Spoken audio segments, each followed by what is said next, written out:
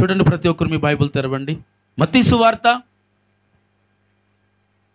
13వ అధ్యాయము 47 నుండి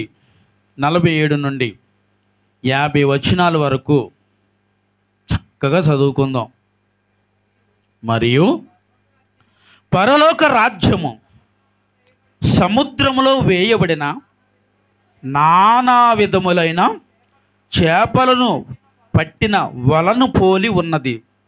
అది నిండినప్పుడు దానిని దరికి లాగి కూర్చుండి మంచి వాటిని గంపలో వేసి చెడ్డ వాటిని బయట పారవేచిరి. దేవుడికి స్తోత్రం. ఇక్కడ కొన్ని విషయాలు మనం జాగ్రత్తగా జ్ఞానం చేసుకుంటే, మరియు పరలోకము సముద్రములో వేయబడిన నానా విధములైన చేపలు పట్టు వలను పోలి ఉన్నది. ఏంటిది ఈ వల? ఏంటంట? చేపల పట్టు వలండి. చేపల పట్టు వలను పోలి ఉన్నది అంటున్నారు. అంటే ఇది ఏంటి అని అడిగితే పరలోకములో ఉన్నవారు మనందరినీ వల వేసి పడుతున్నారు. అంటే దీని అర్థమయ్యే రీతిగా చెబుతాను. మనకు పేతురు గారు ఎంతమందికి తెలుసు? మనందరికీ ఎంతమందికి తెలుసు? Very good. ఇప్పుడు పేతురు గారు చేపలు పట్టడానికి సముద్రానికి పోయారండి. సముద్రానికి పోయి చేపలు పట్టారు. రాత్రంతా ఏం చేశారంట చెప్పాలి? రాత్రంతా చాలా ప్రయాసపడి, ఎంతో కష్టపడి వేట వేసి ఒక్క చేప కూడా, అసలు ఒక్క చేప ఎంత ఆశ్చర్యకరమో చూడండి. ఎన్నో పడ్డాయని ఉంటాం మనం. అసలు ఏం లేదు, ఒక్క చేప కూడా పడలేదు. ఒడ్డునికి వచ్చేసి ఆ వలలన్నీ బాగు చేసుకుంటూ ఉన్నారు. ఎక్కడికి? ఇంటికి వెళ్ళిపోవటానికి. ఎక్కడికి వెళ్ళిపోవడానికి చెప్పాలి అందరూ? ఎక్కడి నుండి వెళ్ళిపోవటానికి? వారు వచ్చిన పని కాలేదు కాబట్టి తిరిగి మళ్ళీ ఇంటికి వెళ్ళిపోవటానికి వారు వలలను బాగు చేసుకుంటున్నారు, కూర్చున్నారు, చక్కబెట్టుకుంటున్నారు. ఇంక వెళ్ళిపోదాం. అలాంటి సమయంలో యేసుక్రీస్తు ప్రభు వారు అక్కడికి వచ్చారు. వచ్చి, సీమోను, నీ పడవను కొద్దిగా నీటిలోనికి, సముద్రంలోనికి నడిపించు అని అడిగారు. అక్కడ చాలా పడవలు ఉన్నాయి, కానీ సీమోను గారి పడవను నడిపించమని అడిగి ఆ పడవలోనికి యేసుక్రీస్తు ప్రభు వెళ్ళి ఆ పడవలో నుండి అక్కడున్న ప్రజలకు దేవుని మాటలు అందించారు. స్తోత్రం, హల్లెలూయా. ఆ పడవలో నుండి దేవుని మాటలు కూర్చున్న ప్రజలకు అందించారు. ప్రజలకు అందించిన తర్వాత ఆయనని పిలిచి అంటారు, నువ్వు చేపలు పట్టావా? ఇదిగో ఇటు భాగమున నీ వల వేయి అంటే ఆయన అంటారు, ఎందుకండి రాత్రంతా పట్టాం, చాలా ప్రయాసపడ్డాను. ఎంత ప్రయాసపడినా ఒక్క చేప కూడా పడలేదు. ఒక్క చేప కూడా పడలేదంటే ఎంత నిరాశలో ఉంటాడో ఒక రాత్రి అంతా కష్టపడిన వ్యక్తి. ఇప్పుడు ఇస్సాక్ గారు ఇచ్చిన సాక్ష్యాన్ని బట్టి నాకు దేవుడు ఇచ్చిన మాట అనమాట ఇది. ఆ ఒక రోజంతా ఆయన ఖాళీగా ఉన్నానని 2 రోజులు వ్యాపారం ఒకే రోజు చేశారంటే నాకు పేతురు గారు గుర్తొచ్చారు ఇప్పుడు. హల్లెలూయా. అయితే ఎందుకంటే పేతురుని పిలిచి ఇటు భాగమున నీ వల వేయి అంటే వేయటానికి పేతురు దగ్గర ఓపిక కూడా లేదండి. ఎందుకని? రాత్రి అంతా అలసిపోయారు కాబట్టి ఇంకా మరలా ఏటకు వెళ్ళాలన్నా ఇంకా సిరాకు మీద ఉంటారు, నిరాశలో ఉంటారు. అవునా కాదండి? అంటే ఓపిక సరిపోదని కాదు, చేసిన పని జరగకపోతే ఎవరికైనా ఇంకా చాలా సిరాకు వచ్చి ఇంక ఈ రోజుకి ఇంక అసలు ఈ పని చేయకూడదు అని చాలామంది అనుకుంటారు కదండి. అనుకోరా? నేను కూడా ఒక్కొక్కప్పుడు అలాగే అనుకుంటేవాడిని. ఒక పని చేస్తున్నాడు, ఆ పని ఆ రోజు జరగకపోతే 2-3 రోజులు మళ్ళీ ఆ పనిని ముట్టుకుండేవాడిని కాదు. అంత సిరాకు వచ్చేసింది దాని మీద. అంత నిరాశలో ఉన్న పేతురు దగ్గరికి వచ్చి ప్రభు అన్నారు, నీ వలను వీటి భాగమున వేయి అన్న తర్వాత ఎప్పుడైతే ఆయన వల వేయబడిందో, వేయబడిన వల నిండా విస్తారమైన చేపలు వచ్చినాయి. చప్పట కొట్టేసా మనం ఏం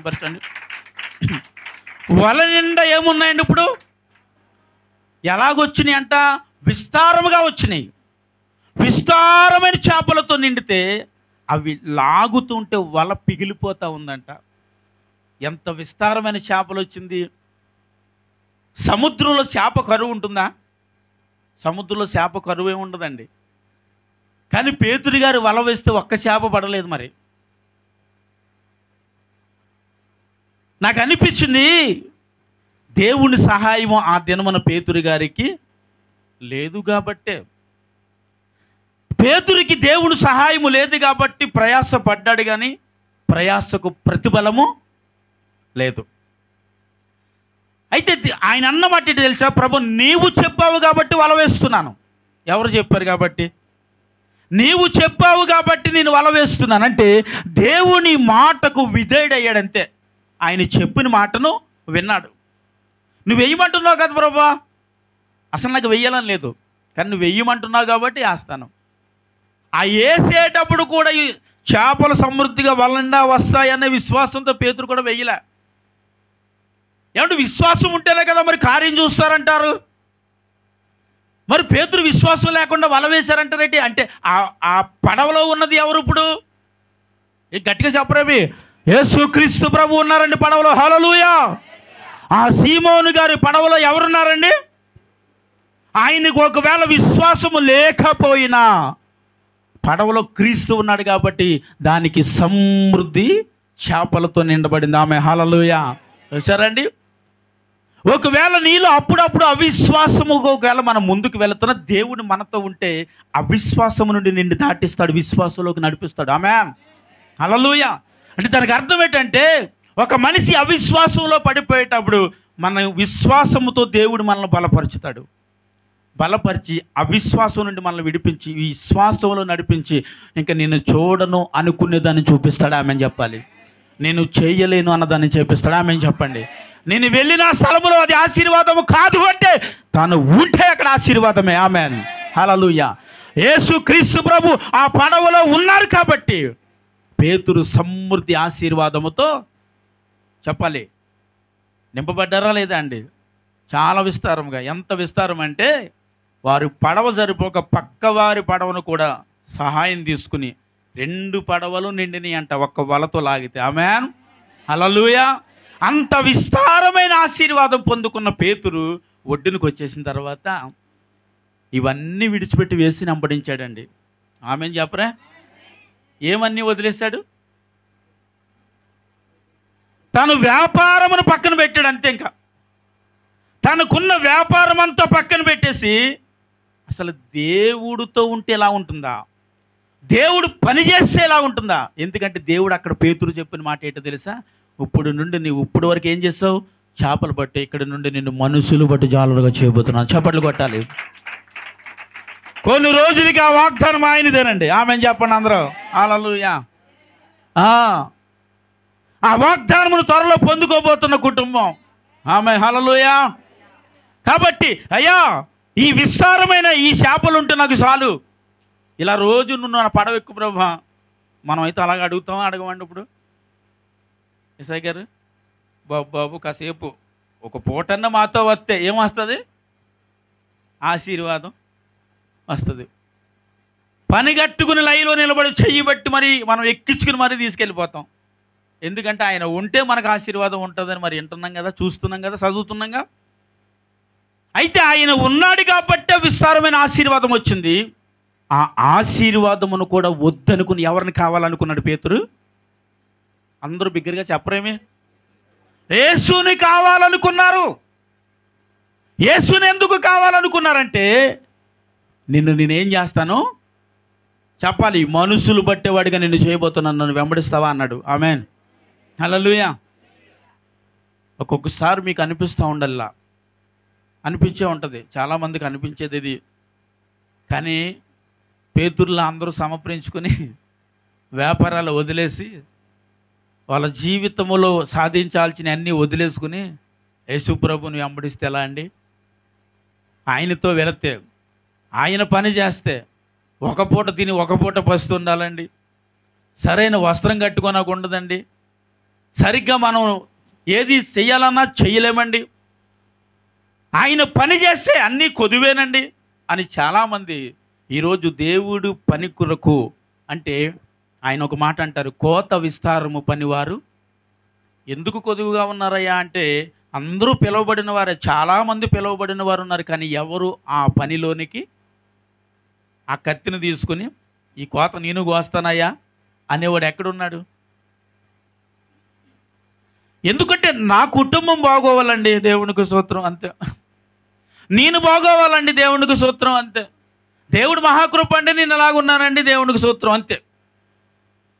ఎప్పుడు నీవే బాగోవాలి, నీ కుటుంబమే బాగోవాలంటే ఎదుటివారి బాగు ఎప్పుడు మనం కోరేవారుగా ఉంటాం. ఎవరు బాగు కోరాలి మనం? నిన్ను వలె నీ పొరుగు వారిని, ఆ మాట పక్కన పెడితే నీ శత్రువుని ప్రార్థించు. హల్లెలూయా. శత్రువుని ప్రేమించాలంట, ప్రార్థించాలంట. ఇప్పుడు దేవుని పని చేయాలి అంటే దేవుడితో ఒక తీర్మానం కలిగి ఉండాలి. ఇప్పుడు పేతురు దేవుడితో ఒక తీర్మానం చేసేసుకున్నాడు. ఇంకా ఎందుకంటే పేతురు అన్నాడు, నన్ను విడిచిపెట్టి వెళ్ళిపో బాబు, వద్దు, నా దగ్గర ఉండొద్దు, ఎందుకంటే నేను పాపాత్ముని. ఆయనకి అర్థమైపోయింది. నువ్వు వస్తేనే కానీ ఆశీర్వాదం నేను పొందలేకపోయాను. చూసావు, ఎందుకు నేను పొందలేకపోయినట్టే? నేను పాపములో ఉన్నాను కాబట్టి ఆ ఆశీర్వాదాన్ని నేను పొందుకోలేకపోయాను. ఈ భౌతిక సంబంధమైన విషయాలలో ఉండిపోయాను కాబట్టే రాత్రంతా ప్రయాసపడిన ఒక్క శాపను సంపాదించలేకపోయాను. ఆయన నిరాశ సమయంలో దేవుడు తనతో మాట్లాడినప్పుడు మాత్రం తనకున్నవన్నీ విడిచి నీ కొరకు వస్తానయ్యా అన్నాడు. ఆమె చెప్పాలి, ఎవరి కొరకు వస్తాను? దేవుని పని కొరకు వస్తానన్నాడండి. వారి తల్లిదండ్రులు వారందరిని విడిచిపెట్టాడంట. అందరిని విడిచిపెట్టి యేసుక్రీస్తు ప్రభుని వెంబడించారని రాయబడింది అంతే. ఆమేన్. ఆయన బోధేం బోధించలేదు వాళ్ళకి. మనం ఇలా చేయాలి, మనం అలా చేయాలి, మనం ఇలాంటి పరిచయం చేయాలి, అలాంటి పరిచయం చేయాలి, కొన్ని కోట్ల ప్రజలను రక్షించాలి, ఏం చెప్పలేదు. వాళ్ళ దగ్గరికి వెళ్ళాడు, నన్ను వెంబడిస్తావా? ఒకటే మాట, దేవునికి స్తోత్రం. హల్లెలూయా. ఏమన్నారండి? నన్ను వెంబడిస్తావా అని అడిగారంతే. ఎప్పుడైతే నన్ను వెంబడిస్తావా అన్న మాట విన్నారో, వినిన క్షణములో యేసుక్రీస్తు ప్రభుని వెంబడించారు. వారు అన్నీ పక్కన పెట్టారు. హల్లెలూయా. వారు చేయాల్సినవన్నీ పక్కన పెట్టారు. వారి కుటుంబాన్ని పక్కన పెట్టారు. వారికి ఉన్న ఆస్తులను పక్కన పెట్టారు. దేనిని కోరలే. కానీ అవన్నీ పక్కన పెట్టి దేవుడు పని చేయడానికి వచ్చాడండి. హల్లెలూయా. దేవుడు పని చేయడానికి వచ్చాడు. ఎందుకు దేవుడు పని చేయడానికి వచ్చాడంటే, దేవుడు నాతో ఉంటే నేను దేనినైనా సాధించగలను అనుకున్నాడంతే. హల్లెలూయా. దేవుడు నాతో ఉంటే నేను ఏదైనా చేయగలను. ఇప్పుడు నిన్ను అడుగుతాం, అసలు మీరు ఏం చేయాలనుకుంటున్నారని అడిగితే ఏమంటారు? వీళ్ళని అడిగితే ఏమంటారు? ఇదేమో ఎంబీబీఎస్ అంటుంది, ఐపీఎస్ అంటుంది, ఏమో ఏదో చెప్తుంది. ఇక్కడ అడిగితే సాఫ్ట్వేర్లు అంటున్నారు, ఇంజనీర్లు అంటున్నారు. ఒక్కరైనా సేవని అంటున్నారు అసలు? మీరు ఏం చేస్తారా ఎదిగిన తర్వాత అని అడిగితే ఐఏఎస్, ఐపీఎస్ రకరకాలుగా ఏదో చెప్తున్నారు, కానీ సేవ చేస్తానని అన్నారే. ఆయన కోత విస్తారముగా ఉందండి. ఆయనకు పనివారు కావాలి. ఆ విస్తారమైన కోత కోసే దాంట్లో నేనుండాలని ఎప్పుడు అనిపించింది అంటారా లేదా? అనిపించిన చెప్పం. అనిపించి కొడవలు పట్టుకోవాలి, కోత కొయ్యాలి. హల్లెలూయా.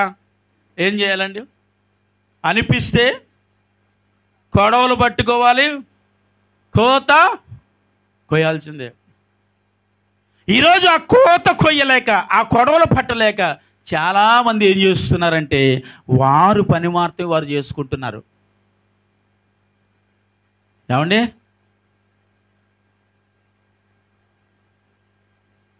నేర్పిస్తాను, వచ్చండి రండి. మైక్ ఎత్తాను, చిన్న 2 మాటలు చెప్తున్నాను రండి. హల్లెలూయా. ఆయన అడిగిన ప్రశ్నకి కరెక్ట్గా నీ సమాధానం చెప్పమంటారా? మరి నాకేమీ రాదు,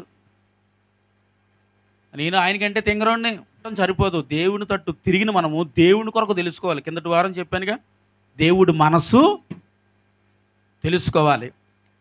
నేను దేవుడు మనసు తెలుసుకునే విషయంలో నేను చాలా ప్రయత్నాలు చేశాను, ఆగిపోలే. చాలా ప్రయత్నాలు, చాలా స్థలాల్లోకి వెళ్ళి దేవుని హృదయాన్ని తెలుసుకున్నా.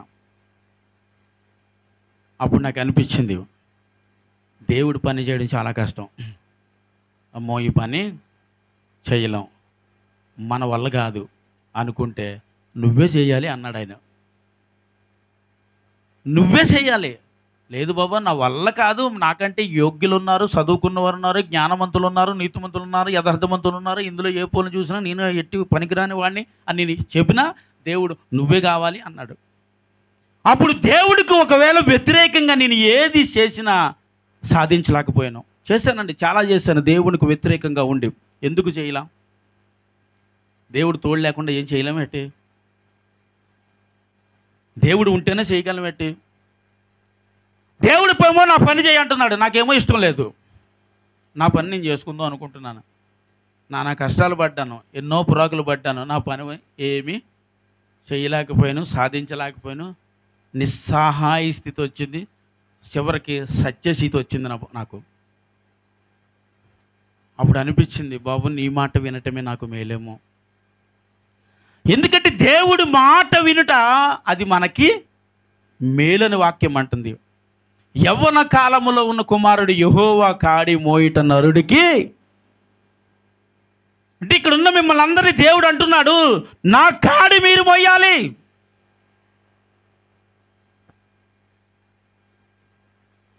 ఈరోజు ఈ కాడి అనే భారం మేము ఎవరికి ఇస్తున్నాం? వెనకాల కూర్చున్న ముసలోళ్ళకి ఇస్తున్నాం ఆ కాడి.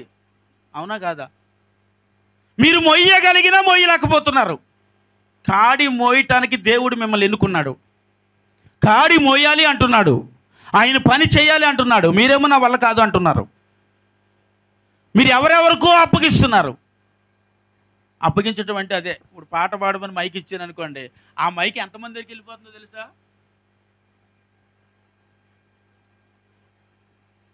ఇప్పుడు ఈ మైక్ ఇలా మన చేతిలోకి రావటమే గొప్ప భాగ్యం అనుకోవాలి. హల్లెలూయా. ఏంటండి, ఈ మైక్ మన చేతిలోకి రావటమే. అయ్యగారు మీకేం చెప్తున్నా, జాగ్రత్తగా వినాలి. ఇలాంటి భయంకరమైన తింగరోళ్ళ బ్రతుకుతున్న నా జీవితంలో యేసుక్రీస్తు ప్రభు ప్రవేశించారండి. ఒక రాత్రి దేవుడు నాతో మాట్లాడాడు, నువ్వు నా చెయ్యాలంటే నేను చెయ్యను బాబు అని తప్పించి తిరిగి నా వల్ల కాలే ఇంకా. అప్పుడు దేవుని పాదాలు పట్టుకుని ఏడుతూ మొదలెట్టాను, ఏం చేయాలి చెప్పయ్యా చేస్తాను. అప్పుడు కరెక్ట్ అనిపించారా, రారా అబ్బాయి అన్నాడు. తీసుకెళ్ళాడు. ఇదిగో నీకు ఒక సేవకుడిని ఇస్తున్నాను, ఇక్కడ జాగ్రత్తగా పని నేర్చుకో అన్నాడు. పని నేర్చుకోవాలండి, మనందరూ పనులు నేర్చుకోవాలి. నేర్చుకోకుండా ఏది రాదు. నేర్చుకోరా బాబు అని అప్పగిస్తే అక్కడ సరిగ్గా నేర్చుకోలేకపోయాను. నేను నేర్చుకోలేకపోయాను అక్కడ. ఎందుకు నేర్చుకోలేకపోయానంటే, బాబోయ్ నా వల్ల కాదు బాబు, చేయలేకపోతున్నాను అని మానేశాను. అప్పుడు రోజు రాత్రి ప్రభు అంటారు, నీకు కూలి ఎంత వస్తుందిరా అని అడిగితే అప్పుడు నాకు 500 కూలి వస్తుందండి అంటే, 500 ఇస్తే నువ్వు పొద్దున్న నుంచి సాయంకాలం వరకు గొడ్డిలో కష్టపడి ఎడుతున్నావు నువ్వు. ఈరోజు నా పని చేయటానికి నువ్వు ఎంత సమయాన్ని ఉపయోగిస్తావని అడిగాడు దేవుడు. నిజమంటే దేవుడు పని చేస్తాను ఊరంతా తిరిగి ఒక గంట తిరిగి వచ్చి హాయిగా పడుకుని పొద్దున్న నుంచి పడుకుని సాయంకాలం లేసుకొని చీకటి పడ్డాక. మరి పనికి వెళితే ఉదయం నుంచి సాయంకాలం వరకు ఏం చేస్తున్నామండి? అవును ప్రభా నాదే తప్పు, క్షమించు ప్రభా అని దేవుడి పనిని మొదలుపెట్టాను. పూర్తిగా నా చేతులకు మైకి కూడా రాకుండానే నన్ను బయటికి గెంటేశారు సంఘంలోంచి. మీరేం చేస్తారు ఇప్పుడు? మీకేమనిపిస్తుంది? నాకేమనిపించిందంటే, వాడు బయటికి గెంటేస్తే దేవుడు లేడా నాకు? హల్లెలూయా. నీవు బయటికి గెంటేసే నన్ను పిలిచినవాడు లేడా అనుకున్నాను. డైరెక్ట్గా వచ్చి ఏలూరులో ప్రార్థన చార్జ్ చేసినప్పటికి నాకు ఏమీ రాదండి, నిజంగా చెప్తున్నా, ఏమీ రాదు. ఏ వాక్యం కూడా చదవటం కూడా రాదు నాకు. ఏమీ రాకుండానే అక్టోబరు 30వ తారీఖుని ఏలూరు వచ్చి 2016 ఏలూరు వచ్చి చాటబారులో ప్రార్థన పెట్టి వాక్యం చెప్పేశాను నేను. హల్లెలూయా. వాక్యం చెప్పేశాను. ఎలా చెప్పేసామంటే నాకేం తెలదు, మరి మైక్ పెట్టుకున్నాను చెప్పేశాను. మైక్ లేదులేండి అప్పుడు, మైకులు ఎక్కడే కానీ మైక్ లేదు. కానీ మామూలుగానే నిలవబడి దేవుడి మాటలు ఒక 5గురు వచ్చారు, 5గురికి దేవుడి మాటలు చెప్పేసి, ప్రభు ఎలా చెప్పాను ప్రభు అన్నాడు దేవుడు. అన్న తర్వాత మనకి ఎలా ఉంటుంది? ఒక వ్యక్తిని ప్రోత్సహిస్తేనే ఆ వ్యక్తి దేవుడి పనైనా ఏ పనైనా, చదువైనా, భౌతిక సంబంధమైన పనైనా, వ్యాపారమైనా చేయగలరు. కిందటి 2-3 వారాల క్రితం ఇప్పుడు అన్నాను కదా, నువ్వు చెయ్యగలవు అంటే, ఊరికా నువ్వేం చేస్తావు దరిద్రం, నీ బతుకంతా నువ్వెళ్తాను అన్నావు అనుకోండి, చేసేవాడు కూడా నేను తిట్టినట్టు ఉందేటి మిమ్మల్ని కాదు. నువ్వు చేయగలవని అంటే చెయ్యలేకపోయినా చేసేస్తారని చెప్పాను కదా, దేవుడు అలా అన్నాడండి. అన్న తర్వాత అప్పుడు నేనేం చేశానంటే, పర్వాలేదు ఈ వారం బాగానే చెప్పాను అన్నాడు దేవుడు అనుకున్నాను. 2వ వారం నీ సాక్ష్యం చెప్పన్నాడు. నా సాక్ష్యాన్ని చెప్పాను దేవుని స్తోత్రం. ఆ రోజు 7 వచ్చారు, ఒక 2 పెరిగారు.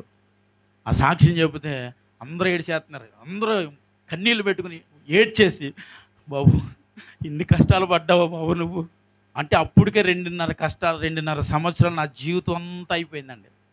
అదన్నీ చెబితే వాళ్ళు ఏడ్చేసి నా మీద దయ చూపించేశారు వాళ్ళు. అప్పుడు నేను అనుకున్నాను, అమ్మో చాలా బాగుంది. ఆ రోజు నుండి ఈ రోజు వరకు ఈ మైక్ చేతిలోకి వస్తే దేవుడు నిలవబెట్టి వాడేస్తాడు. సూత్రం చెప్పాలి. హల్లెలూయా అండి. నేనేమి నేర్చుకోలేదు. ఇప్పుడు 13 సంవత్సరాలు ఇర్మియా వాడబడ్డాడు. చప్పట్లు కొట్టాలి. 13 సంవత్సరాల వయసులో ఉన్న ఇర్మియా దేవుడి మాటలు బోధించాడు. పెద్ద వయసు ఏం కాదు. అన్నాడు, బాబు నేను చిన్నవాడిని, నన్ను వద్దు బాబు, నన్ను వదిలే, నాకంటే పెద్దలు ఉన్నారు, జ్ఞానవంతులు ఉన్నారంటే నువ్వే కావాలన్నాడు ఆయన. నువ్వే కావాలని ఏం చేశాడు? ఇర్మియాని వాడినట్లు దేవుడు మరి ఎవరిని వాడి ఉండడు. అంత అద్భుతంగా ఇర్మియాని దేవుడు వాడుకున్నాడు. హల్లెలూయా.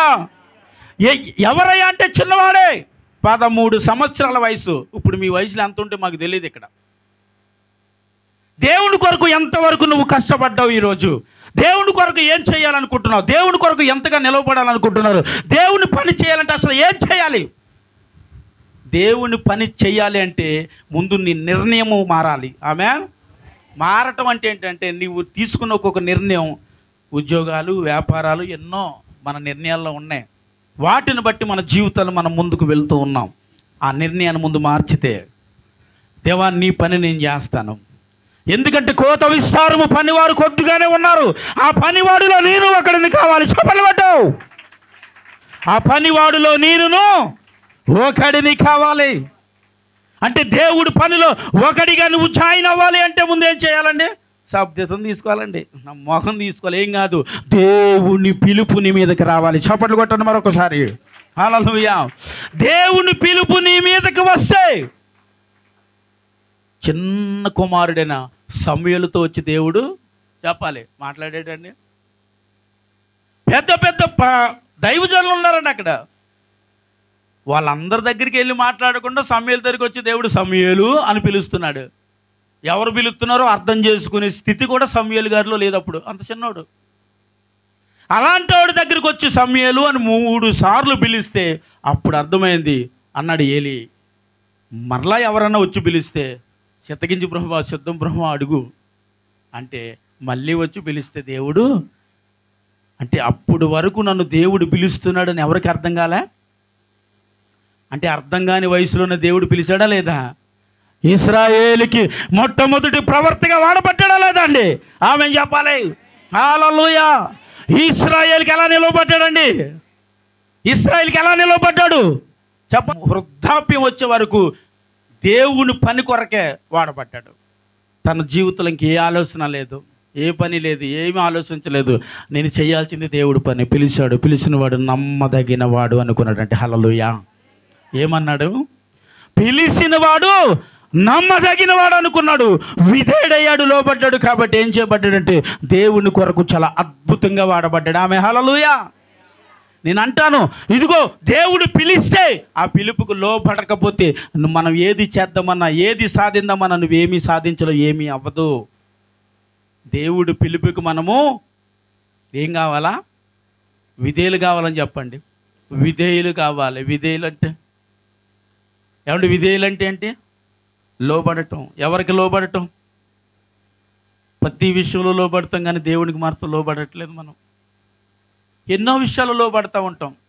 కుటుంబ విషయంలో లోబడతాం, బిడ్డల విషయంలో లోబడతాం, భార్య విషయంలో లోబడతాం, భర్త విషయంలో లోబడతాం, అత్తమామల విషయంలో కూడా ఒక్కొక్కసారి లోబడిపోతాం. ఇంకేమీ చేయలేక, ఏమీ సాధించలేక. ఒకవేళ అత్తగారిని చిరాకు పడిందో, తిట్టుకుందని అనుకున్నదనుకో, భర్తతో ఎక్కడ దెబ్బలు తినాలని పాపం. ఒకవేళ ఇదే పరిస్థితి మగవాడిలో ఉన్నా, మరి కొన్ని విషయాలలో లోబడకపోతే ఆ కుటుంబం కూడా ఏం కావట్లేదంటే ముందుకు వెళ్ళట్లే. అంటే భౌతిక సంబంధమైన ప్రతి విషయంలో ఒక మానవుడు లోబడుతున్నాడు, కానీ ఆత్మ సంబంధమైన విషయంలో దేవుడికి ఎందుకు ఒక మనిషి లోబడలేకపోతున్నాడు? ఎందుకు ఆత్మ సంబంధమైన విషయంలో మనం ఎందుకు దూరంగా ఉంటున్నాం? ఆత్మ సంబంధమైన విషయంలో పౌలు గారు మాట అంటాడు, చూడండి, ఆ మాటను చూపిస్తాను. 1 కొరింథీ రాసిన పత్రిక ఒకసారి తీయండి. 1 కొరింథీ రాసిన పత్రిక 5వ అధ్యాయము 3వ వచనం ఒకసారి చదవండి. నేను దేహము విషయమై దూరముగా ఉన్నాను, ఆత్మ విషయమై సమీపముగా ఉన్నాను. చప్పట్లు కొట్టాలి ఇప్పుడు. మరే ఏమే శరీర విషయానికి ఎలా ఉన్నారు ఆయన? ఆత్మ విషయానికి సమీపముగా ఉన్నాను అంటున్నాడు. అంటే శరీర సంబంధమైన విషయాలకి దూరంగా ఉన్నాను అని అంటున్నారు ఆయన. అసలు శరీర సంబంధమైన విషయాలు ఏంటండి? అసలు శరీర సంబంధమైన విషయాలకి మనిషి దూరంగా ఉండకపోతే సంబంధమైన క్రియలండి ఇవి. ఆయన అన్నారు కదా పౌలు గారు, నేను శరీర సంబంధమైన వాటికి దూరంగా ఉన్నాను, ఆత్మ సంబంధమైన విషయాల్లో మాత్రం నేను దగ్గరగా ఉన్నాను ప్రభువా. శరీర సంబంధమైన విషయాలంటే ఇప్పుడు చదివిన వాటిలో ఎన్నో తక్కువ ఉంటే అంతా నీకు మంచిదిరా బాబాయ్ అని చెప్తున్నాడు అంతే. ఇవి ఏంటయ్యా అంటే ఇది శరీర సంబంధమైన, అందుకే పౌలు అన్నాడు వీటికి నేను దూరంగా, ఆత్మ సంబంధమైన విషయాలకి నేను దగ్గరగా. అందరూ చెప్పాలి మరి, ఆత్మ సంబంధమైన విషయాలకు నేను దగ్గరగా. అది ఆత్మ సంబంధమైన విషయాలకు దగ్గరగా ఉన్నటువంటి ఏంటిది? ఆత్మ సంబంధమైన విషయాలంటే ప్రార్థనలు అంటే పారిపోతావు మందిరానికి, ఉపవాసాలంటే అంత ఆనందం వచ్చేస్తుంది. ఏమండి ఈరోజు ప్రార్థన అంటే బాబు ఇంకా 7ంటికి ప్రార్థన అంటే 6ంటికే వచ్చేస్తాం చర్చి దగ్గరికి. ఏంటి అంటే ఆత్మ సంబంధమైన విషయాలండి. 7ంటికి ప్రార్థన అంటే 7:30 8:30 వస్తారు కదండి. ఈ ఏంటిది? మళ్ళీ ఇలాగన్నానుకో సుందరమణి గారు ఏమంటారు, నాకు నడువు నొప్పండి బాబు అందుకే నేను లేట్గా వస్తాను. మిన్ని కాదు తల్లి, దయచేసి దేవుడికి స్తోత్రం. హల్లెలూయా. ఏమండి ఆత్మ సంబంధమైన విషయాలకేమో దగ్గరగా ఉండాలి, శరీర సంబంధమైన ప్రతి విషయానికి మనము అంటే ఏంటో తెలుసండి? నీవు క్రైస్తవుడివి, ఆమెన్, క్రైస్తవరాలివి, ఆమెన్. క్రైస్తవులు అంటే ఏంటండి? క్రైస్తవులు అంటే ఏంటి? అభిషేకింపబడిన వారు అని అర్థం. ఆమెన్ చెప్పాలి. ఏంటి? అభిషేకింపబడిన వారు. అందరికీ ఉండవు అభిషేకాలు. ఎవరిని పడితే దేవుడు వారిని అభిషేకించలేదు. దేవుడు పిలుచుకున్న వారిని దేవుడు ఏం చేశాడంటే వారిని అభిషేకించాడు. అభిషేకించాడు అంటే వారిని క్రైస్తవులను పిలిచారు. క్రైస్తవుడు అంటే అభిషేకింపబడిన వాడు. ఆమేన్, హల్లెలూయా. నీవు అభిషేకింపబడిన వ్యక్తివి కాబట్టి లోక సంబంధమైన ప్రతి విషయానికి దూరంగా బ్రతకాలి, ఆత్మ సంబంధమైన విషయాలకి సమీపంగా అడ్డుపోవాలి. అవసరమైతే ఫేవికల్లాగా. హల్లెలూయా. ప్రతి విషయంలో ఆత్మ సంబంధమైన విషయం అంటే చాలు మనకి ఆనందం వచ్చేయాలండి. హృదయంలో ఏమైపోవాలి? గంతులు వేసేయాలి, ఆనందం వచ్చేయాలి, ఉత్సాహం వచ్చేయాలి. ఇది ఆత్మ సంబంధమైన విషయం అంటే. అలా ఒక మనిషి జీవించగలిగితే ప్రభు నిన్ను బట్టి ఏం చేస్తాడంటే సంతోషించుచున్నాను అంటాడు. ఆమె చెప్పాలి. హల్లెలూయా. ఎవరు వీరంటే ఆత్మ సంబంధమైన వ్యక్తులు. ఇప్పటి వరకు శరీర సంబంధమైన వ్యక్తిగా బ్రతికాడు, సంపాదనే చాలనుకున్నాడు. బాబు నా వ్యాపారం ఇలాగ వెళ్ళిపోతే చాలండి, చాలా అద్భుతమైన చేపలు పడిపోయినండి, ప్రతిరోజు ఇలా పడిపోవాలని ప్రార్థన చేయండి బాబు అని అనలేదు. అనే టైంలోనే నేను మనుషులు బట్టి వాడికి చేస్తున్నాను అన్నాడు. ఈ మాట అనకుండానే. హల్లెలూయా.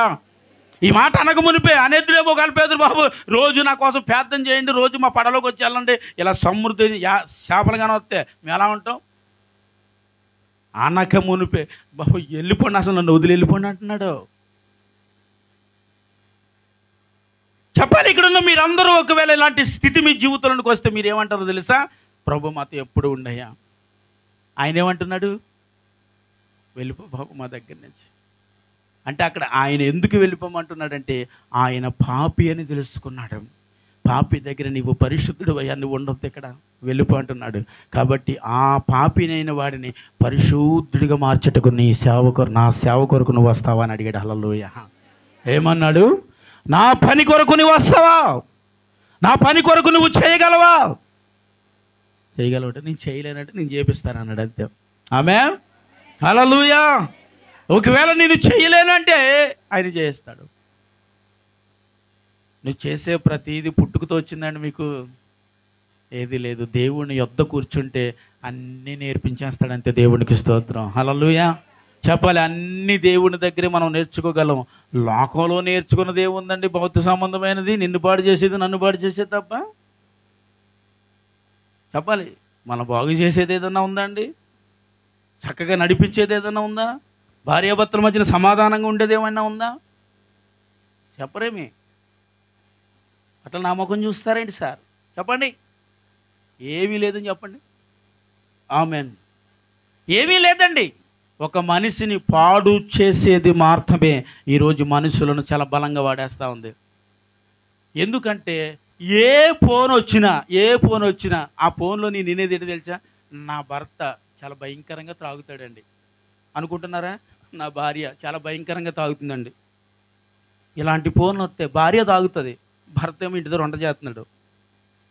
ఆమె ఆ త్రాగుడు నుంచి విడుదల పొందాలని ప్రార్థన చేయమంటే ఒకసారి నేను ప్రార్థన చేస్తే ఈరోజు ఆమె చక్కగా ఉంది ఈరోజు. హల్లెలూయా! నిజంగానండి. అలాంటి వాళ్ళు చాలామంది ఫోన్లు చేస్తారు. ఏమని తెలుసా? నా భార్య ఇలాగుందండి.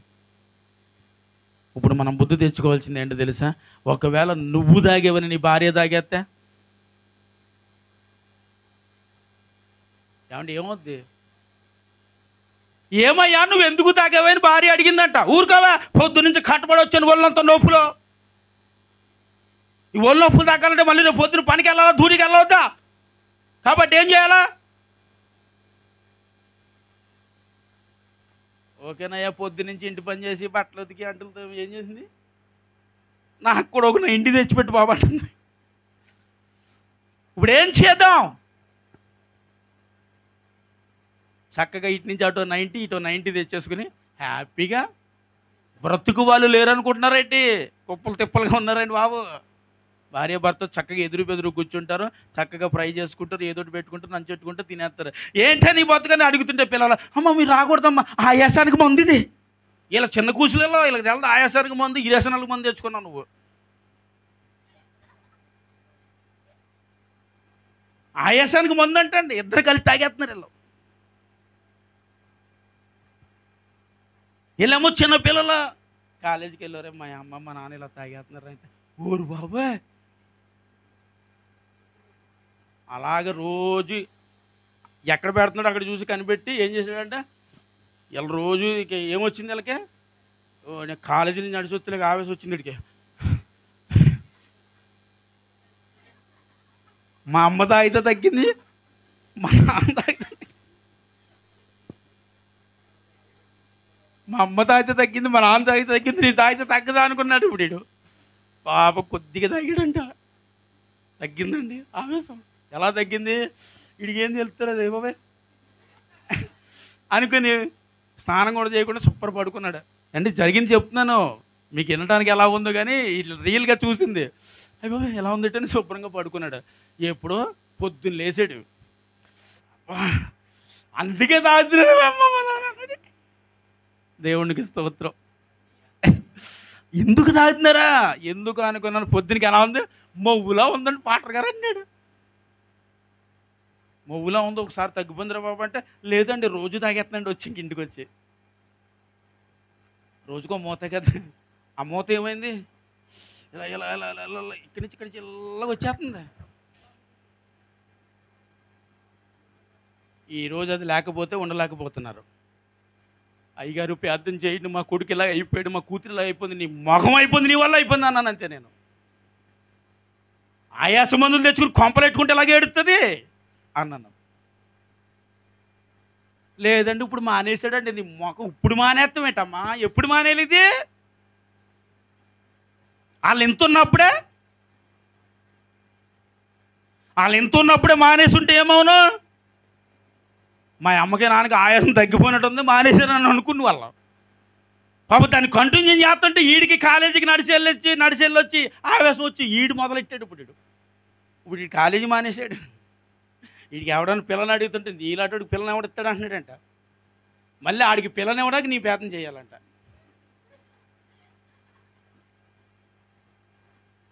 నీ వాయిస్ వీడియోలో పడుతున్నట్టు ఎవరు నవ్వుతున్నారని అడుగుతున్నాను నన్ను. కామెంట్ పెట్టారు నీ కోసం.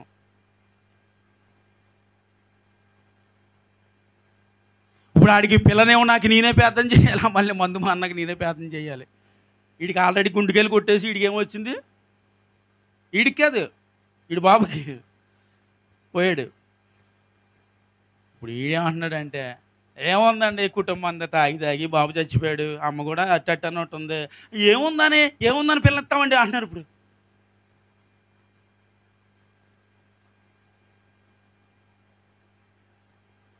ఏం కొట్టేసినాయి అమ్మ? కిడ్నీలు కొట్టేసినాయి, గుండెకాయలు కొట్టేసినాయి, కరెంట్ ఎక్కువైపోయింది. కాబట్టి ఇప్పుడు వాడిని సరి చేద్దామని ఎంత చేసినా అంటుకుంటలేదంట.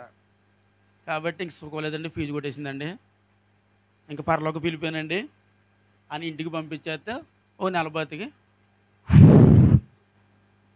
పరలోక అంతే పాట పాడుకుని తీసుకెళ్ళి ఆ ఫ్యామిలీని చూసి నాకు చాలా బాధ అనిపించింది. ఆ కష్ట సుఖాలు తల్లి చెప్తూ ఉంటుంటే ఆ కొడుకు పెళ్లి కోసం ప్రార్థన చేయమంటే ఇప్పటికి పెళ్ళి అవ్వలేదు. ఏమ్మా అలా చూస్తావేటే బాబా, చెప్పే బాబు, అయ్యగారు అబద్ధం చెప్తున్నారు కూడా నువ్వు అలా చూస్తేనే. ఇప్పటికీ ఆడికి పెళ్ళి అవ్వలేదు, నాకు పేదం తప్పలేదు. రోజు పేదం చేస్తే ఆడికి పెళ్ళి అవ్వాలి, పెళ్ళి అవ్వాలి, పెళ్ళి అవ్వాలి. ముందు పెళ్ళి మాట పక్కనేటంటే ముందు మంది మన పేదం చేయండి అని అంటుంది అలా అమ్మ. మా ఆయన ఉన్నప్పుడు అన్నాడండి బాబు, నా కొడుకు పెళ్లి చేయాలని. మా ఆయన చచ్చిపోడు కదా, ఇప్పుడు ఇటు మందు మారాలి అంటుంది. ఏమమ్మా అసలు ఎందుకు ఇలాగ అయిపోడంటే కథ అంతా చెప్పుకొని వచ్చిందండి. గుండ్లు పగిలిపోతాయి కదంటే. కాబట్టి కొన్ని విషయాలలో మనం ఏమై ఉండాలి ఇప్పుడు? ఏళ్ళకే నొప్పులు ఉంటాయని జాగ్రత్తగా గుర్తుంచుకోవాలి మీరు. అది ఏమండి, అంతే కదా. కాబట్టి ఇద్దరు కలిసి ఏం చేయాలి? ఆయాసానికి ముందు ప్రార్థన చెప్పాలి. ప్రార్థన చెప్పండి. హల్లెలూయా. నీ శరీరంలో ఉన్న బలహీనతకు ప్రార్థనే పరిష్కారము. ఇవన్నీ పరిష్కారం అయితే ప్రతి ఒక్కరూ దానిలో ఉండి ఏమైపోతారండి? కుటుంబాలన్నీ పాడైపోతాయి. పరిష్కారం ఇది కాదు బిడ్డ. నీ సమస్యకు పరిష్కారమే కాదు అసలు అది. నీ సమస్యకు పరిష్కారం నజరేయుడు యేసుక్రీస్తు ప్రభు. చప్పట్లు కొట్టాలి. నీ సమస్యకు పరిష్కారం ఎవరండి? యోసేపు గారు, మీ సమస్యకు పరిష్కారం ఎవరు? నెలకోసారి పెన్షన్ వచ్చాడు 100 అడగొద్దా? మీ సమస్యకు పరిష్కారము ఒక దినం నాడు నోట్లోంచి రక్తం ఎక్కేసినప్పుడు దేవుడు మనల్ని ఏం చేశాడండి? మిమ్మల్ని ముట్టాడు, తాకాడు, స్వస్థపరిచాడు. బిడ్డ జాగ్రత్తగా బ్రతకరని చెప్పాడు. ఇప్పుడు నువ్వు నమ్మకమైన వ్యక్తిగా ఒకవేళ బ్రతికితే ఈ వృద్ధాప్యులు కూడా దేవుడు పనికి వస్తారు. చప్పట్లు కొట్టాలా? దేవుడు మనందరినీ ఏం చేశాడంటే పాపం నుంచి కడిగేశాడండి. ఏం చేశాడు? కడిగేశాడు. ఎలా కడిగేశాడు? హీమము కంటే తెల్లగా కడిగాను దావీదు అంటాడు కదా, అలా కడిగాడు. కడిగిన తర్వాత మనందరము దేవుని సన్నిధిలో ఈరోజు వైట్ వస్త్రాలు వేసుకుని కలకల ఆడిపోతున్నాం. దేవునికి స్తోత్రం, హల్లెలూయా. అందును బట్టి మనము చేయాల్సిన పని ఏంటంటే దేవుని పిలుపుకు విధేయురాలే బ్రతకటము మాత్రమే. ఆమె హల్లెలూయా. 100కి 50కి పని చెప్పడం కాదు. దేనికి పని చెప్పాలి? మోకాళ్ళకు పని చెప్పాలి. ఇలాంటి అవసరత నీ దగ్గరికి వస్తున్నప్పుడు నువ్వు చెప్పాల్సిన పని మోకాళ్ళకే. నీ మీద సమస్య దాడి చేస్తున్నప్పుడు మోకాళ్ళకు పని చెప్పండి. భౌతిక సంబంధమైన నిన్ను పిలుస్తున్నప్పుడు మోకాళ్ళకు పని చెప్పండి. త్రాగుడు నిన్ను పిలుస్తున్నప్పుడు మోకాళ్ళకు పని చెప్పండి. వ్యభిచారం నిన్ను పిలుస్తున్నప్పుడు మోకాళ్ళకు పని చెప్పండి. లోక సంబంధం భౌతిక సంబంధమైన విషయాలు నిన్ను పిలిచేటప్పుడు ఈ మోకాళ్ళకి పని చెప్పగలిగితే, ఈ మోకాళ్ళతో మోకరించగలిగితే దేవుని కార్యాలు కుటుంబం చేత చెప్పడం కొట్టాలా? హల్లెలూయా. ఒకవేళ వీటికి పని చెప్పగలిగితేనే మనము సాధించగలమేమో, కానీ దీనికి పని చెప్పకుండా దీనికి పని చెప్పితే ఏం చేయలేమండి. దీనికి పని చెప్పాలి. ఇదేం చేయాలా? ప్రభువు ఎత్తాలి. స్వరం ఏం చేయాలా? చెప్పాలండి. దోపల దేవుడి దగ్గరికి వెళ్ళిపోవాలి. హల్లెలూయా, హల్లెలూయా. అప్పుడు మన జీవితాలలో ఏం చూస్తామండి? కార్యాలు చూస్తామండి. ఏం చూస్తాం అండి? కార్యాలు చూస్తామండి. కార్యాలు చూస్తాను కొద్దిగా గట్టిగా చెప్పండి. ఏం చూస్తాం? అదే దేవునికి స్తోత్రం. ఏం చూస్తా అంట? దేనికి పని చెబితే? మోకాళ్ళకు పని చెబితే ఏం చూస్తామంటే దేవుని కార్యాలు చూస్తాం. ఆమె శరీరానికి పని చెబితే భౌతిక సంబంధమైన కార్యాలకు వెళ్ళిపోతాం. అలాంటి వాటిగా ఆమె ఏం చెప్పకూడదండి. ఒళ్ళు నొప్పులు వస్తే మళ్ళీ దేవుని విషయంలో, దేవుని పిలుపు విషయంలో, దేవుని పిలిచిన తర్వాత ఆయన పని చేసే విషయంలో నీ శరీరానికి ఏం చేయాలా? చెప్పండి. నీ శరీరానికి ఏం చేయాలా? ఏం కావాలా? దీనికి మంచి మాత్రం కావాలండి. మంచి సెంట్ కావాలండి, మంచి కారు కావాలండి, ఇంకా దీనికి అన్నీ కావాలి. నీ ఆత్మకి ఏం కావాలో అడుగుతున్నారా దేవుణ్ణి? చెప్పాలండి. ఆత్మకి ఏం కావాలండి? ప్రార్థన కావాలి. ఇంకోటి ఆత్మకి ఏం కావాలి? దేవునితో సహవాసం కావాలి. స్తోత్రం చెప్పాలి. హల్లెలూయా చెప్పండి. ఆత్మకు ఏం కావాలి? దేవుడితో సహవాసాన్ని కోరుకుంటుంది. శరీరం లోక సంబంధమైన విషయాలతో సహవాసం కోరుకుంటుంది. ఇప్పుడు శరీరమా ఆత్మ? ఆత్మ కనిపిస్తుందా, శరీరం కనిపిస్తుందా? కనిపించినది ఆత్మ అయితే కనిపించేది నాలుగో సింహమే పోలీసు అని అనకండి. ఇప్పుడు దేవునికి స్తోత్రం. హల్లెలూయా చెప్పాలి. కనిపించేదేంటి? శరీరము. కనిపించినదేంటి? మరి మనిషి దేనికి లోబడుతున్నాడు? ఇప్పుడు కనిపించేదానికి లోబడుతున్నాడు. కనిపించిన దానికి ఏం లోబడతాం? కనిపించిన దానికి లోబడలేము. చూపిస్తాను ఒక మాట. 4:19 తాను చూడని దేవుణ్ణి చూశారండి. ఇదే చెప్పాలనుకున్న దేవుని స్తోత్రం.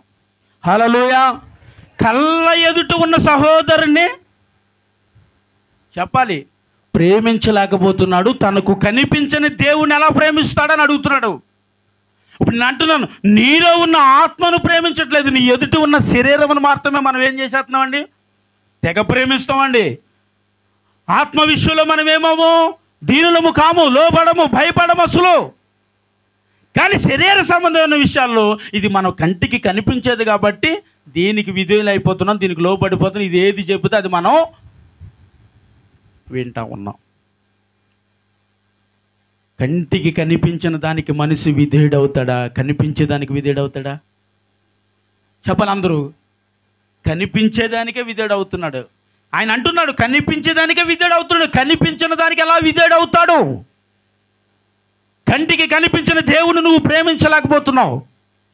కంటి ఎదుటి ఉన్న సహోదరుణ్ణి అమ్మో. అయితే నీలో ఉన్న ఆత్మ కంటే నువ్వు దేనిని ప్రేమిస్తున్నావా అని అడిగితే శరీరాన్ని ప్రేమిస్తావండి. దేన్ని ప్రేమిస్తాం? శరీరమును ప్రేమిస్తాం. శరీరకు ఉన్న ఆశలను ప్రేమిస్తాం. శరీరానికి ఉన్న కోరికలను మనం ప్రేమిస్తాం. ఆత్మ కూడా కొన్ని కోరికలు ఉంటాయి. ఆత్మ కోరికలు ఏంటి చెప్పాలి? పరిశుద్ధులతో ఉండాలి, దేవునితో ఉండాలి, సేవకులతో ఉండాలి, సంఘముతో ఉండాలి, పరిశుద్ధులతో సహవాసం చేయాలి, ఎక్కువ ప్రార్థన చేయాలి, ఉపవాసాలు ఉండాలి. ఆత్మ కోరుకుంటుంది. శరీరం ఏం కోరుకుంటుంది చెప్పాలి? ఇంక నేను చెప్పలేను కానీ బౌద్ధ సంబంధమైన ప్రతి దానిని నీ కంటికి చూపిస్తూ ఇది ఎలాగా అవ్వమ్మ చూసి ఆ పండును చూసి ఏమనిపించింది అంటే ఎంత మరి చూడటానికి అంత మధురముగా కనిపించిందంటే అవ్వమ్మకి. అందుకే దాన్ని ముట్టుకుంది వెళ్ళి. ఆదాము గారు అదే సమయంలో ఎన్నో మార్లు ఆ ఫలము చుట్టూ తిరిగాడు కానీ ఎప్పుడు ఆదాము దాన్ని పట్టించుకోలే. కానీ అవ్వమ్మ ఏం చేసిందో తెలుసా అండి? ఆ ఫలము దగ్గరికి ఒకసారి వెళ్ళి చూసేటప్పుడు ఎనుక నుంచి చూసి ఎలాగుందని అడిగితే చాలా బాగుంది అంది. ఏమందండి? చాలా బాగుందంటే తినాలనిపిస్తుందా అంటే తినాలనిపిస్తుంది. కానీ యేసుప్రభు ఏమన్నాడు చెప్పాలండి? వద్దన్నాడని చెప్పండి స్పీడ్గా. తినాలని ఉంది కానీ దేవుడు ఏమన్నాడు తెలుసా? వద్దన్నాడు. ఎందుకు వద్దన్నాడంటే ఎందుకు వద్దన్నాడు? అది తింటే చచ్చిపోతామంట, అది తినకూడదంట, చచ్చిపోతామని చెప్పాడంటే ఊరుకా. అది తింటే చచ్చిపోతామని చెప్తే విన్నావు నువ్వు. అది తింటే ఏమొస్తుందో తెలుసా నీకంటే? ఏమొస్తుంది? ఇదే డౌట్ మనకి. ఏమొస్తుందంటే దేవునికున్న శక్తి కంటే అధికమైన శక్తులు నీకు వచ్చేస్తే దేవుడు చేసిన మహిమ కార్యాల కంటే ఎక్కువ మహిమ కార్యాలు చేసేస్తావు నువ్వు. అబ్బో నువ్వు చేసే కార్యాలకి దేవుడు చూడలేడండి. చూడలేక ఎలా చెప్పాడనంటే అవునా నాకు ముందే తెలుసు అన్నది. ఏమన్నది? ఇది చేసిందంటే పట్టుకుని నాకు ముందే తెలుసు అని అనేగానే కొద్దామా అంటే కొద్ది సాయం చేయన్నదంటే తీసుకెళ్ళి ఏం చేసిందండి పాపం. అప్పటి వరకు ఆదాము గారికి ఏం తెలదు పాపం. కష్టపడతాం కూడా లేదు ఆయనకి. చక్కగా ఏం చేస్తున్నాడు? జీవవృక్ష ఫలమును కోసుకోవడం, తినడం, భూమిని శాంతపరచుకోవడం అంటే ఇంకా అవి ఉన్నట్లన్నిటితో సరదాగా ఎంజాయ్ చేస్తున్నాడు పాపం. ఏమీ తెలియదు. అందుకే ఎన్నోసార్లు అంటాను మనిషి ఖాళీగా ఉండొద్దండో. మనిషి ఖాళీగా ఉంటే సాతాన్ని ఖచ్చితంగా వాడేస్తాడు. ఖాళీగా ఏమయ్యా అత్తమారు నీతో పాటు సాగరియాలంటే నువ్వు చేసుకో అని వెళ్ళింది. అందుకే అంటానండి, ఇద్దరు కలిసి పనులు చేసుకోవాలి కొంపల్లో. ఒకరు చేసుకుంటే ఇంకొకరు సైతం కూడా వాడేసుకుంటాడు. ఎవడు వాడుకుంటాడు? ఈవిడ వాషింగ్ మిషన్లో బట్టలు వేసిందనుకో, మీరు తీయాలా? చెప్పండి సార్. ఈమె అన్నం పొయ్యి మీద ఎట్టి వెళ్ళిందనుకో, మీరు వార్చాలా? ఈమె ఉల్లిపాయలు కోసిందంటే మీరు ఆపాలంతే. ఈమె వేపేసిందంటే మీరు కూర దించేయాల. ఇద్దరు కలిసి పేతం చేసేలా శుభ్రంగా పూజించాలి.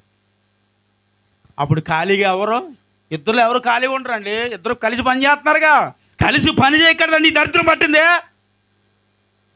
కలిసి పని చేయలేదు. ఏమయ్యా అత్తమానికి నీతోనే ఉండమంటే వాడు పదపదాక.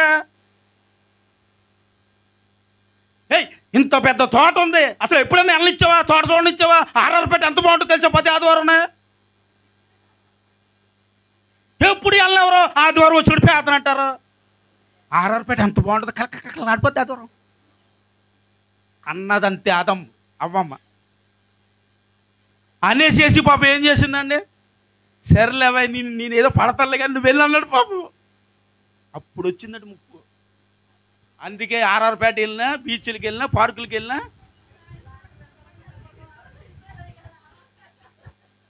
దేవునికి స్తోత్రం. హల్లెలూయా. ఏమండి, మీరు ఎక్కడికి వెళ్ళాలనుకున్న దేవుడు అంటున్నాడు కదా, ఇద్దరు కలిసి వెళ్ళండి, కలిసి వచ్చండి. నాతో పాటు రావే వెనకాల, ఒక్కడిని తిరుగుతున్నాను కదా. హల్లెలూయా. ఏమండి, ఏం చేయాలా? అబ్బాయి ఈ మధ్య పెద్ద లేట్ అయిపోయింది, నేను బయటికి వెళ్తున్నాను, నువ్వు చేస్తా అంటే నేను వద్దా అనుకున్నా అండి. నువ్వు వచ్చేవారు వీడికి పెద్ద పోటుగాడు. వచ్చేవారం ఈవిడ వెళ్ళాలి, ఈ వారం ఈయన వెళ్ళిపోతాడు.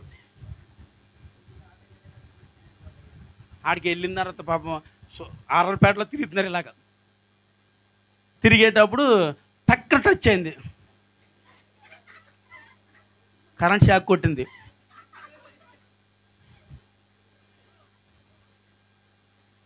మిమ్మల్ని ఎక్కడ చూశానండి? సమస్య లేదండి, అసలు ఆర్ఆర్పేట రానండి. లేదండి, ఎక్కడ చూశానండి అంటే నేను ఆటో తోలుతుంటానండి, ఆటోలో చూసుకుంటానండి. అంటే చూసా, అక్కడ చూశానండి. అవును, ఆటో ఎక్కానండి ఒకసారి, జంక్షన్ దాకా మీతో వచ్చానండి. అంతే, ఈయన ఫ్లాటు. అందుకే ఆయన కోసం చెప్తానులేమ్మా. పాపం ప్రతిరోజు రేపకమ్మని తీసుకెళ్ళి అక్కడ దేపెట్టి కాసేపు అక్కడుండి వస్తారమ్మా. ఇప్పుడు అలా కాదు, నువ్వు వెళ్ళిపో, నాకు పని ఉంది. ఈవిడేమనుకున్నదంటే, పోన్లే బాబు, నా భర్త చాలా వ్యాపారం పుల్లుగా చేస్తున్నాడు బాబు, నువ్వు వ్యాపారం చేసుకో బాబు, నేనేమో వెళ్తానంతే. ఈయనేమో అల్లి ఆర్ఆర్పేట వెళ్ళి మళ్ళీ అక్కడ అడ్రస్ చెప్పలేదు. మరి నిన్న ఏమైందండి? కొంప ముంచేస్తారండి బాబు. అందుకే ఎక్కడికి వెళ్ళినా ఇద్దరు కలిసి వెళ్ళి, ఈ మాట ఎందుకు నేను చెప్తున్నానంటే, మా పాస్టర్ గారు అన్నాడు, నువ్వు ఎక్కడికి వెళ్ళినా భార్యని ఎంట పెట్టుకుని వెళ్ళు, లేకపోతే చాలా గొడవలు వచ్చేస్తాయి, ముప్పు అయిపోద్ది. ఇంకో విషయం తెలుసా అండి, భార్య ఎదుర్కొంటావా మీరు, చీర బాగుందంటే అనకూడదు, బాగోకపోయినా సరే నీ చీర బాగుంది అనాలి. తెలుసుకోరేటండి, ఎప్పుడు అప్డేట్ అవుతారు మీరు? మీరు కూడా నేర్చుకోండి ఇప్పటి నుంచే. చిరిగిపోయిన చీర కట్టుకున్నా సరే నువ్వే బాగున్నావు అని చెప్పాలి. దాని నిండా పేడ అంటుకున్నా, ఏది అంటుకున్నా, ఏంటో ఏమిటి ఉతుకుతావు అసలు, నీ బట్టలను అడగాలి నువ్వు. అంతే, సరదాగా కాసేపు నవ్వుకున్నావు. దేవునికి స్తోత్రం. కాబట్టి ఒంటరిగా ఎక్కడికి పోకండి. మీకు ఎక్కడికి వెళ్ళాలన్నా చక్కగా కుటుంబం అంతా వెళ్ళి కుటుంబం అంతా వచ్చేయండి. అంతే. ఎక్కడికైనా వెళ్ళాలనిపించిందండి, వెళ్ళండి. చూడండి, హోటల్కి వెళ్ళాలనిపించిందో వెళ్ళండి. దేవుడు వద్దని లేదు, దేవుడు ఆశీర్వదించి ఎక్కడికైనా వెళ్ళొచ్చు, వెళ్ళండి. ఫ్యామిలీ అంతా చక్కగా భోజనం చేయండి, చక్కగా తిరిగి వచ్చేయండి ఇంటికి. అలా పంపకుండా ఒకదాన్ని పంపితే ఇంత ముప్పు వచ్చిందని అవ్వమన్నాయి. అది చాలా పెద్ద తోట కదండి.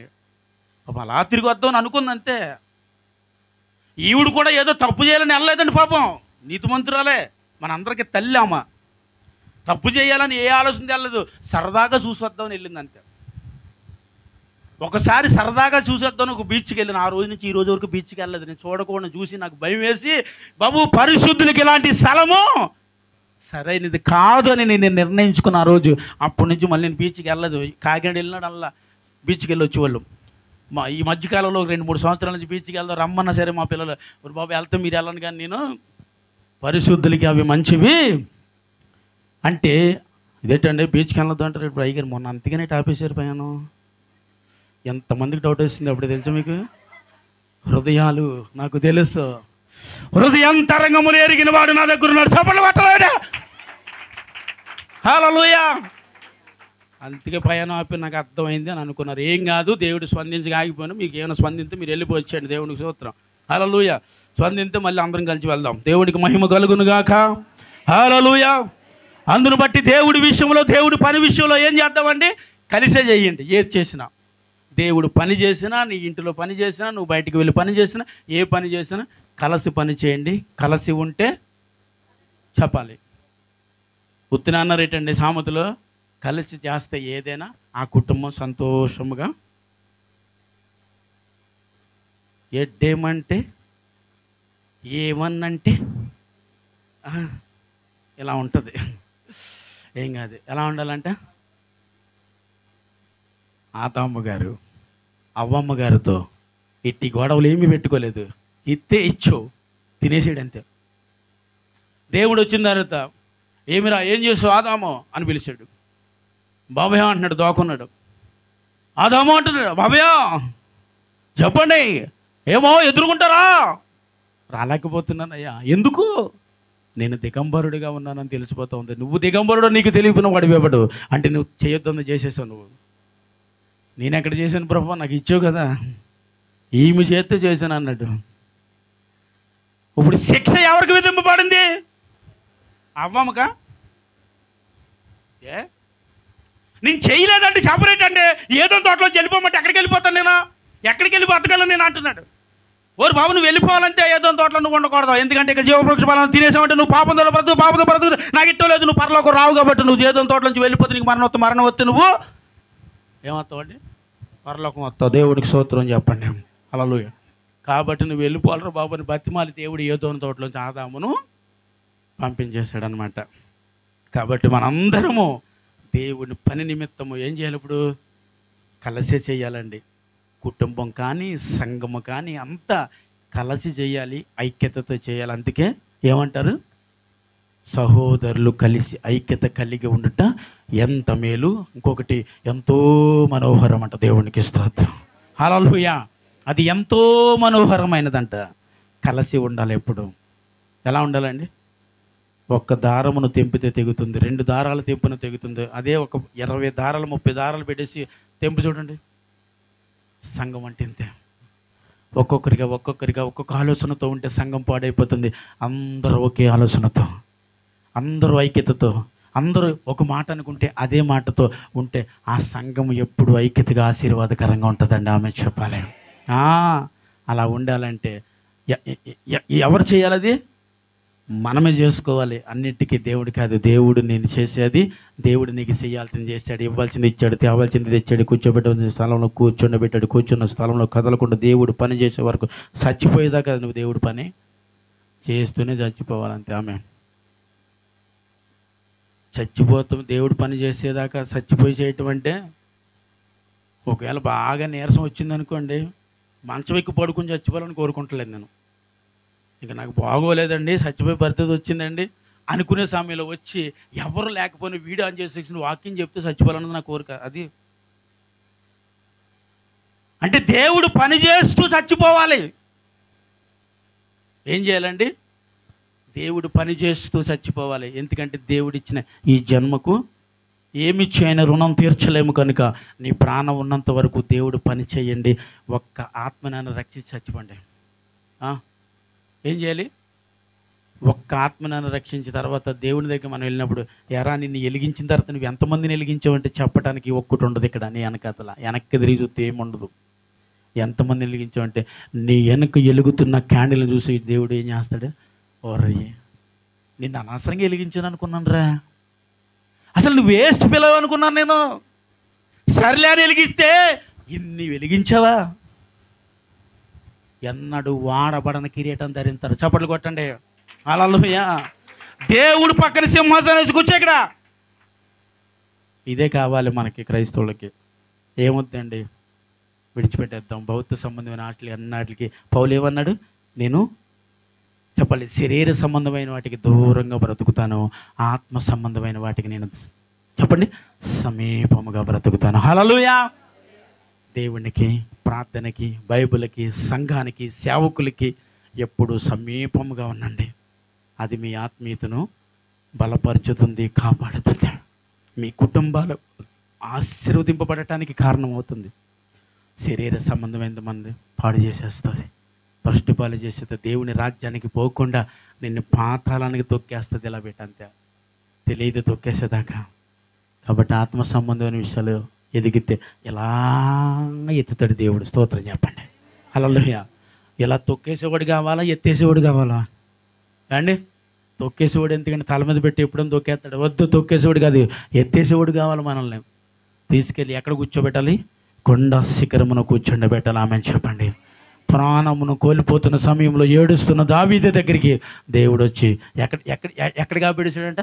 ఒక బండ దగ్గర నుంచి పెట్టి కాపాడేశాడంట. దేవుడు సహాయం చేయాలంటే ఈ రీతికైనా చేయగలడండి. ఈ రాళ్ళ నుంచి కూడా నేను బిడ్డలను పుట్టించగలిగిన అన్న యేసు మీకు తెలీదా? నువ్వు కాదంటే ఇంకొక వ్యక్తిని దేవుడు వాడుకోగలడు, కానీ వాడుకోడు. నువ్వు కావాలంటే నువ్వే కావాలంతే. నాకు ఇది కావాలంటే చంటి పిల్లడు మారం చేస్తాడు కదా, అలా ఉంటుంది మనతో దేవుడితో పని. నువ్వు కావాలరా అబ్బాయి అన్నాడు అనుకో, నువ్వు కావాలా అమ్మాయి అన్నాడు అనుకో, అంతే. ఇంకా నువ్వు ఎక్కడికి తప్పించుకెళ్ళినా యోనాలాగా రాత్రిగా చెప్పాను తీసుకొచ్చి కూర్చొని పెట్టి చేరాబోయిన పని అంటాడు, అంతే. దేవునికి స్తోత్రం. కొద్ది మాటలు నా ప్రభు దీవించి ఆశీర్వదించును గాక. ఆమేన్. మోకరించండి, ఇంకా ప్రార్థన చేసుకుందాం.